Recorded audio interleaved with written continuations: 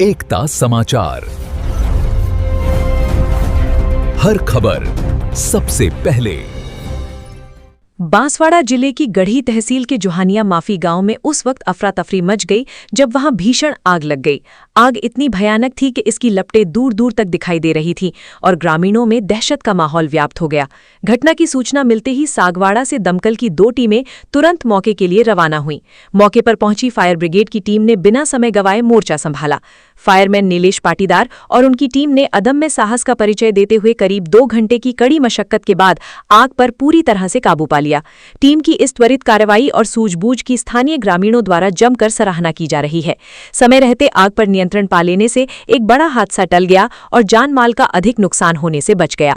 घटनास्थल पर मौजूद लोगों ने फायर टीम के जाबाज कर्मियों का आभार व्यक्त किया है, जिन्होंने अपनी जान जोखिम में डालकर आग को फैलने से रोका।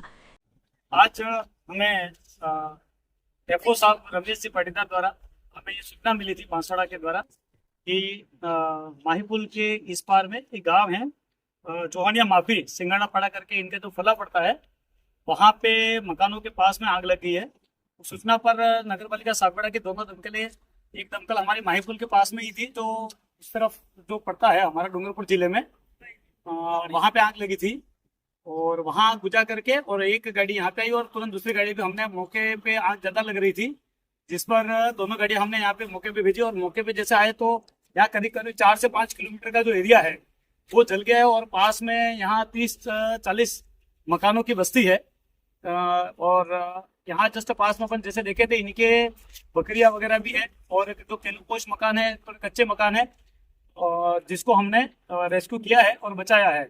अगर समय पर उपस्थित नहीं होते तो हो सकता था कि ये जो मकान है उन तक आग पहुंच सकती थी और भारी नुकसान उनको हो सकता था।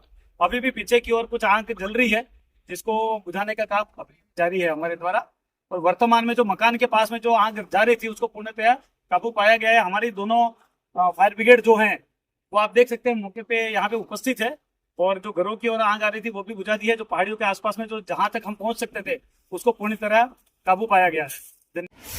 भाई साहब आपका क्या नाम है? राजेश पारगी। आपके यहाँ पे आग कैसे लगी थी?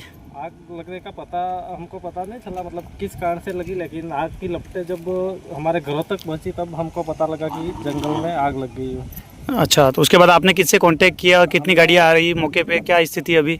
हमारे द्वारा गढ़ी सीआई साहब को कॉल किया गया, उसके बाद उन्होंने अग्निशमन विभाग को सूचना दी। उसके बाद हमको पता चला, रिटर्न कॉल आया कि आपके पास 2 गाड़ियाँ आ रही है। ठीक है, अभी आपके पास कितनी गाड़ियाँ आई है? अभी 2 गाड़ियाँ आई हुई है और उन्होंने आग पर कंट्रोल कर लिया है और अगर समय पर नहीं आती तो हमारे जो 30 से 40 घर है आसपास वो जल सकते थे। उसके अलावा पशु भी है, बकरियां है, गाय भैंस, उनको भी नुकसान हो सकता था अगर समय पर गाड़ियां नहीं आती तो अभी आग पूरी तरह बुझ गई है या अभी भी गाड़ियां बुझा रही है अपनी? नहीं, अभी बुझा रही है, बुझाने की प्रक्रिया चल रही है। लेकिन उससे पहले हमारे जो स्थानीय गाँव के निवासी थे उन्होंने भी मतलब जितना हो सके आग को बुझाने का प्रयास किया और सभी बड़ों से लेकर बच्चों तक ने सपोर्ट किया। सब मटके से, घड़े से पानी लेके डाल के इसको कंट्रोल किया। उसमें हम गाड़ियाँ आ गई और अभी बुझाने का काम चल रहा है।